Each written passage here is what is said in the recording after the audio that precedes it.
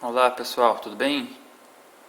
O vídeo de hoje a gente vai tratar a respeito do plasma e o eletromagnetismo que eu coloquei nos vídeos anteriores, e a gente vai fazer uma assemelhação com o David Lapointe, com os experimentos que ele fez.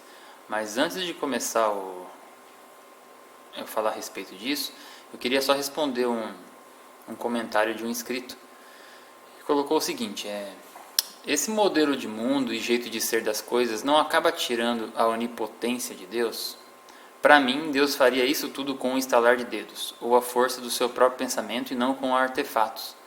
Vocês estão querendo fazer um Deus tecnológico e o problema disso é que ele deixa de ser onipotente.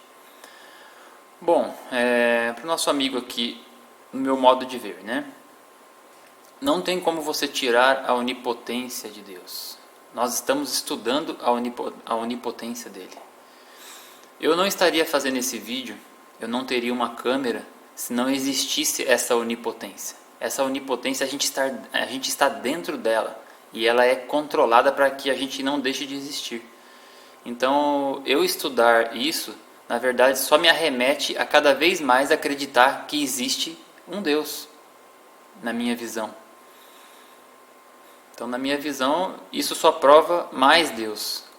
Quanto mais a gente estuda, quanto mais a gente procura de uma forma sadia entender o que está ao nosso redor, a gente passa a ser mais servo, a gente passa a entender melhor que existe um Deus controlando tudo isso. Ele fala sobre fazer um Deus tecnológico. O nosso Deus é tecnológico. Tudo isso que a gente vê só remete a gente para um Deus tecnológico, um Deus inteligente, um Deus que montou tudo isso aqui que a gente está vendo ao nosso redor e que cada vez as pessoas mais estão deixando de explorar. Eu acho que explorar Deus dessa forma só nos arremete cada vez mais a acreditar que Ele existe, entendeu? Bom, esse foi o ponto que o nosso amigo aí falou. Então, na minha visão, isso não tira a onipotência de Deus de forma nenhuma. Porque Ele é onipotente. Isso a gente vê em tudo, na natureza, nos céus. Ele é onipresente, está em qualquer lugar. O Tesla até comenta a respeito do éter, que a gente vai comentar mais para frente, que está presente em tudo. Ele é onisciente, a gente está ciente que ele está presente em qualquer lugar. Então não tem como, é impossível você tirar a onipotência de Deus. Esta é a minha visão. Então, pessoal, agora a gente vai falar o seguinte: a respeito do plasma, que eu tinha comentado nos vídeos anteriores. Deixa eu tirar a câmera aqui. Agora eu fiz um desenho aqui.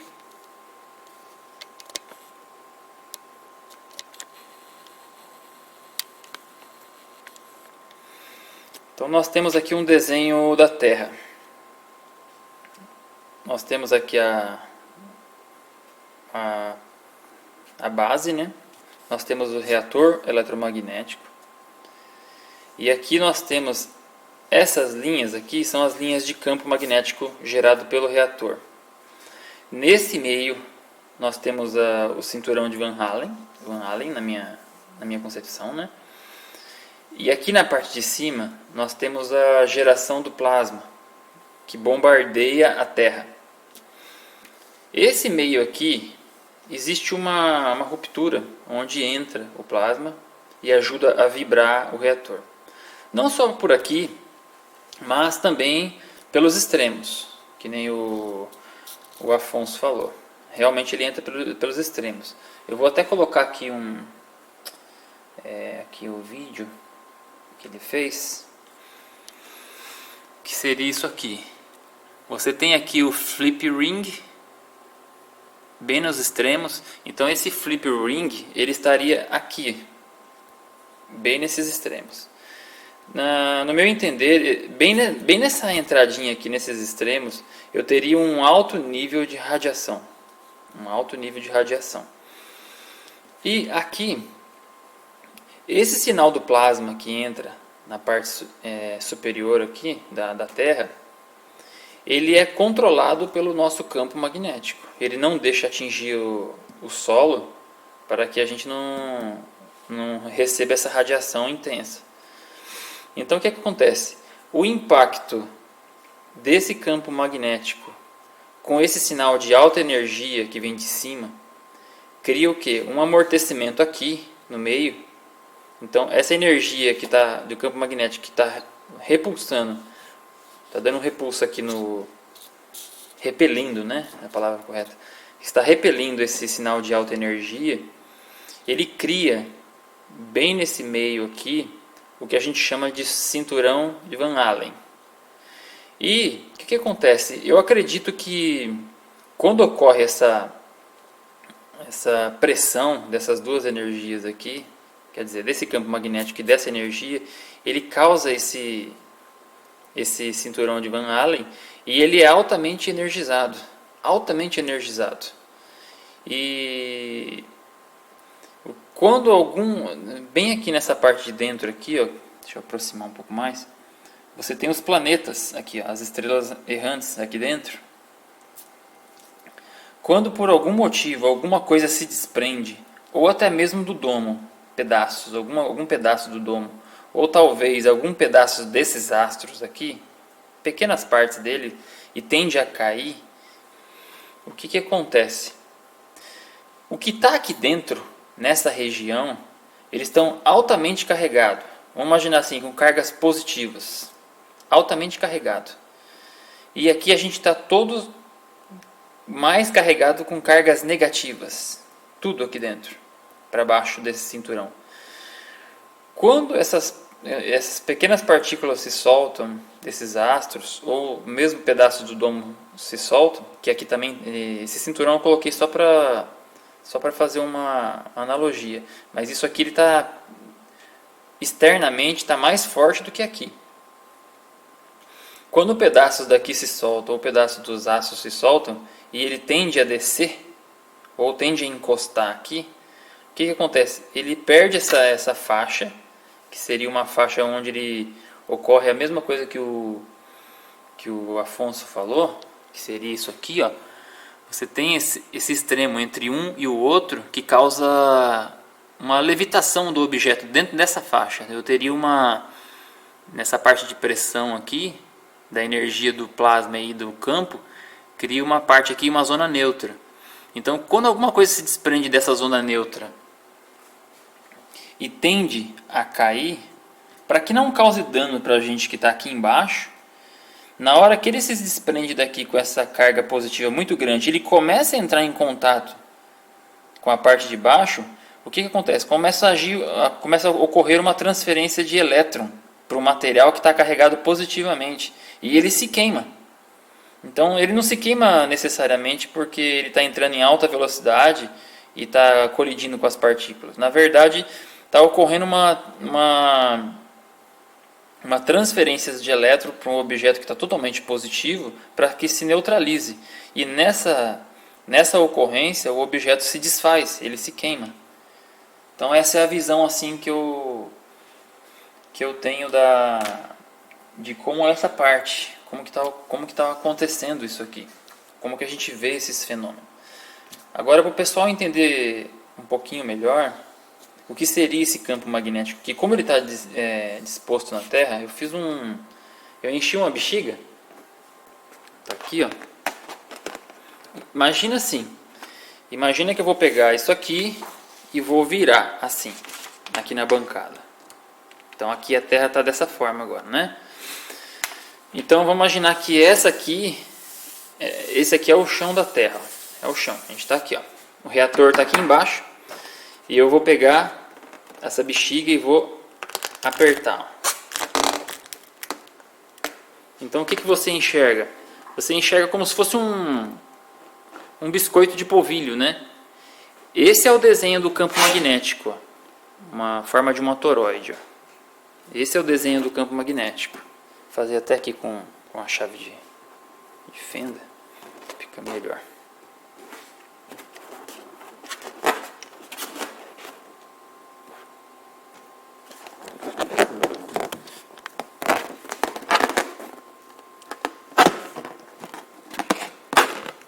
você tem isso aqui, ó.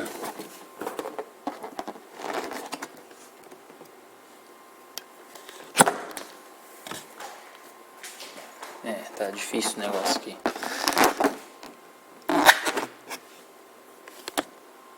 Então você tem isso aqui, ó.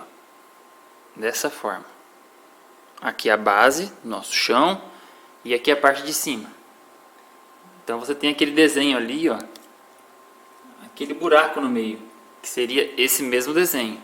Bem aqui no centro, onde eu estou segurando, estaria a Polaris, né? Bem lá para cima. E esse desenho do campo. E eu tenho o que? O plasma sob isso aqui. Então nessa parte verde aqui, que seria o nosso campo magnético, é onde nos protege desse plasma que vem, que é uma alta energia.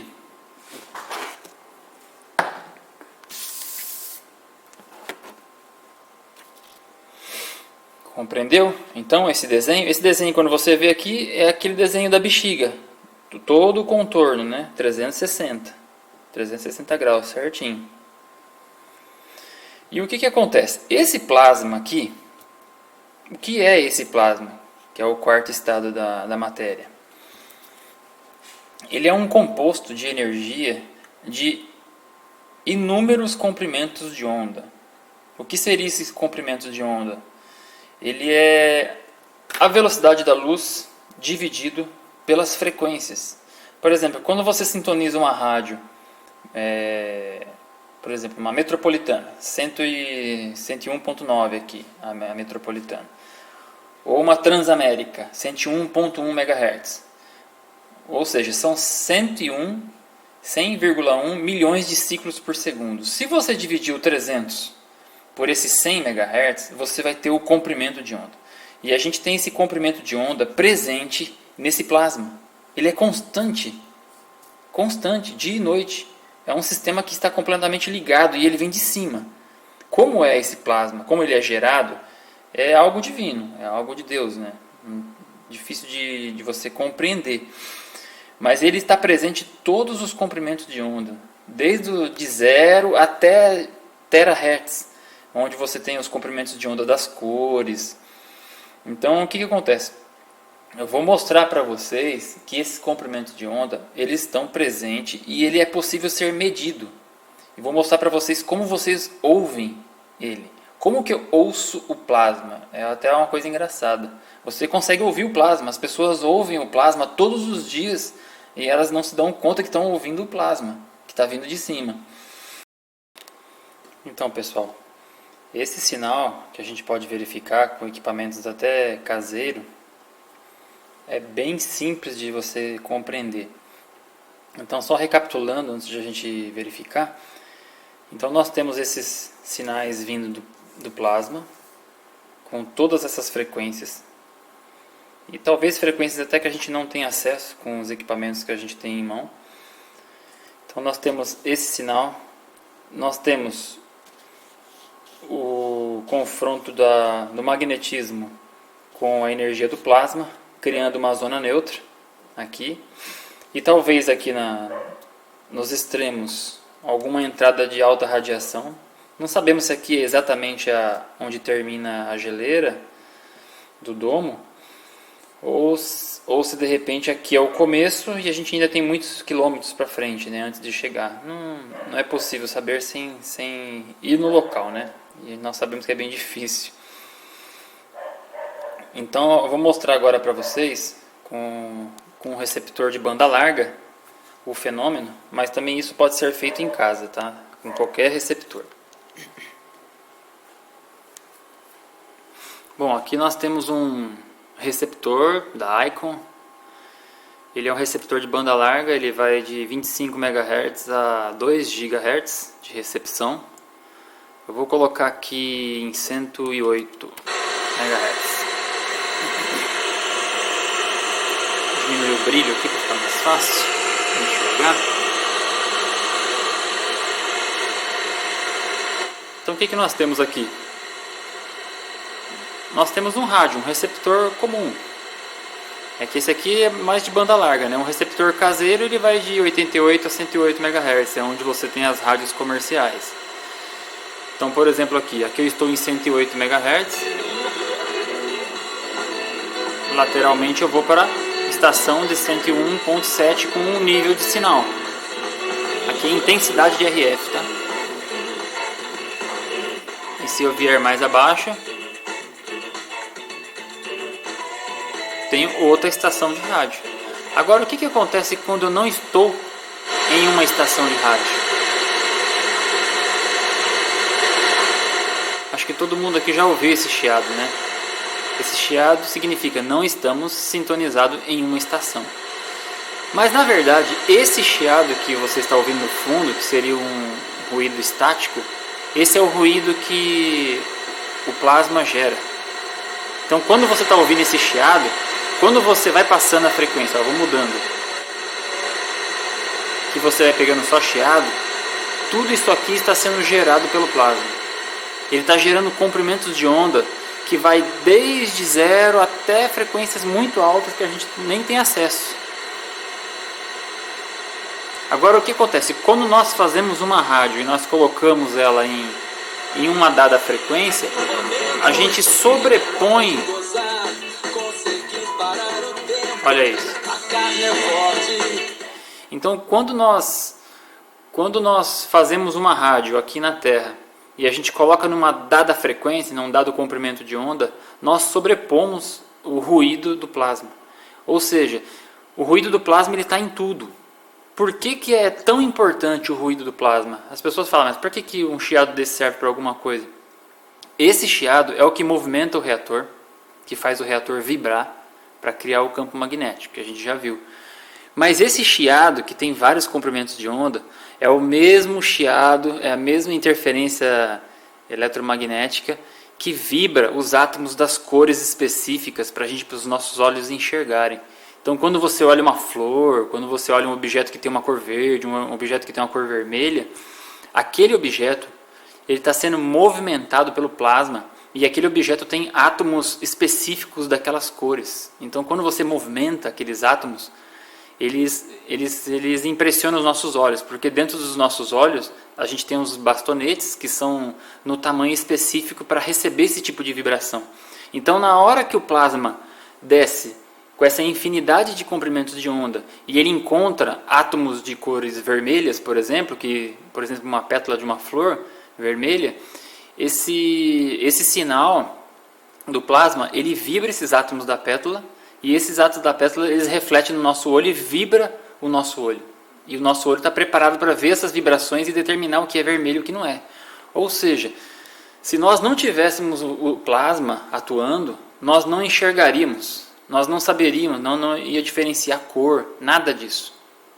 Ou seja, ele é muito importante. Não é simples assim, é bem complexo. É algo muito complexo, algo muito bem feito. Agora, uma coisa muito interessante para os finais dos tempos e inversão magnética é que o que acontece? Você já ouviu falar, ou você já viu seu avô falar que quando é de noite, você tem uma recepção melhor para as rádios. E quando é de dia, é um pouco pior. Porque o nosso Sol ele é um canalizador da energia do plasma. Então o que acontece? Quando ele acende, ele passa por nós, ele tende a ampliar esse ruído branco. Então a gente tem mais dificuldades de ouvir as rádios, porque as rádios acabam sendo, se a rádio não for potente o suficiente, essa interferência do sol que está próximo da gente, que não está de dia, né, ele acaba tampando. Por isso que as rádios usam grandes potências, muitos quilowatts, 10 mil quilowatts, 100 mil quilowatts de potência, para poder tampar esse ruído que o plasma gera. Então, quando chega de noite, que o sol está mais longe da gente, a gente tem uma facilidade maior de receber sinais de rádio. Por quê? Porque a interferência que a gente está recebendo é uma interferência um pouco menor, né? Só que você consegue sintonizar com uma facilidade muito mais fácil de sintonizar. A partir do momento que começa a amanhecer e logo o sol está a pino, você já tem mais dificuldade de sintonizar essas rádios. Fica muito mais difícil, justamente por o sol estar canalizando esses comprimentos de onda e passando por cima da gente. Então ele interfere mais. E a gente enxerga o sol daquela forma muito clara, justamente por ele compor todos os comprimentos de onda, criando a cor branca, né? O pessoal for estudar a parte de essa parte de comprimentos de onda vai compreender isso aí, vai entender. Lá na Wikipédia fala bastante a respeito. Agora o que eu vou fazer? Eu vou gerar um sinal eu tenho um gerador de sinal de RF aqui, eu vou gerar um sinal bem numa frequência para vocês verem como que isso funciona. Ó, por exemplo, aqui eu estou em 107.7, numa estação de rádio. Agora eu vou colocar em 108. Não temos nada, só o ruído. Ou seja, esse é o nosso plasma. Olha que coisa linda. Tá aqui, ó, todo mundo pode ouvir. Agora eu tenho este equipamento aqui. Eu vou alimentá-lo. E o que ele vai fazer? Ele vai gerar uma portadora, uma onda eletromagnética naquela frequência de 108 que vocês viram ali, para cobrir essa estática do plasma. Eu vou ligar ele. Vamos deixar aqui um volume bem alto. Ligamos.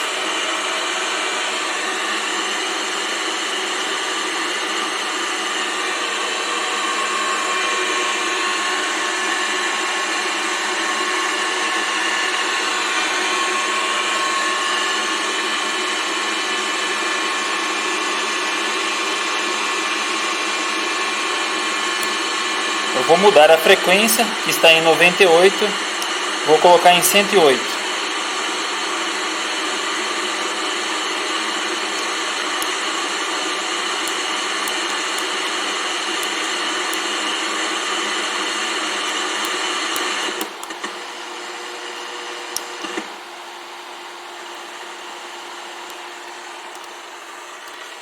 Estamos em 108.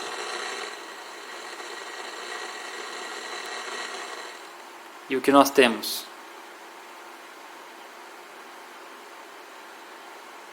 Simplesmente o rádio fica mudo. Por quê? Eu passei a cobrir aquele espectro de frequência, aquele comprimento de onda, o 108. Eu estou gerando um sinal. Imagina que isso aqui é um transmissor. Isso aqui é como se fosse um transmissor de uma rádio. Então eu passei a gerar um sinal no laboratório e cobrir a estática causada pelo plasma. Ó, por exemplo, agora eu vou desligar, vou deixar o volume um pouco mais baixo. Eu estou aqui ó, em 108. Paralelamente eu tenho uma rádio, né? Conforme a gente viu aqui. Agora eu vou para minha estação de rádio, onde eu cobria a estática do plasma. E agora eu vou desligar o gerador. Desliguei o gerador. Ok? Agora o que acontece? Por que é importante essa demonstração? Apesar de parecer simples. Uma das coisas que vai ocorrer na inversão magnética, ou que precede ela, seria um aumento muito grande dessa estática. Porque a partir do momento que for diminuindo o plasma e o reator eletromagnético perder a vibração, o que vai acontecer? Mesmo o plasma estando no processo de reversão, ele vai acontecer o que? Você vai ter uma descida de plasma maior, só que não vai ser assim instantaneamente, pode ser que seja progressivo em horas ou dias. Você vai começar a perceber que rádios vão deixar de funcionar, mesmo elas estando ligadas, elas vão deixar de chegar no seu receptor, entendeu? Então é muito importante observar isso, coisas que vão ocorrer. Rádios que vão ser difíceis de sintonizar.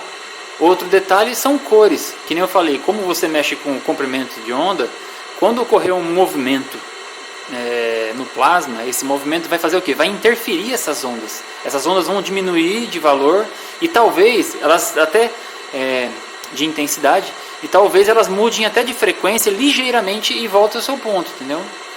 Então é muito importante verificar coloração das coisas. Aquelas coisas que você verifica no seu jardim que tem uma cor, elas podem estar com cores diferentes, podem estar modificadas, assim de uma hora para outra. Então é muito importante essa parte. Ok, pessoal? Então é isso aí que eu tinha para passar hoje. Tem bastante coisinhas para fazer ainda, mas o tempo também está bastante corrido. Mas Mais para frente eu vou estar demonstrando outras ocorrências, inclusive estrelas e a reprodução do Sol no nosso sistema. Ok? Beleza, pessoal? Agradeço aí a paciência e perdoa pelo tempo.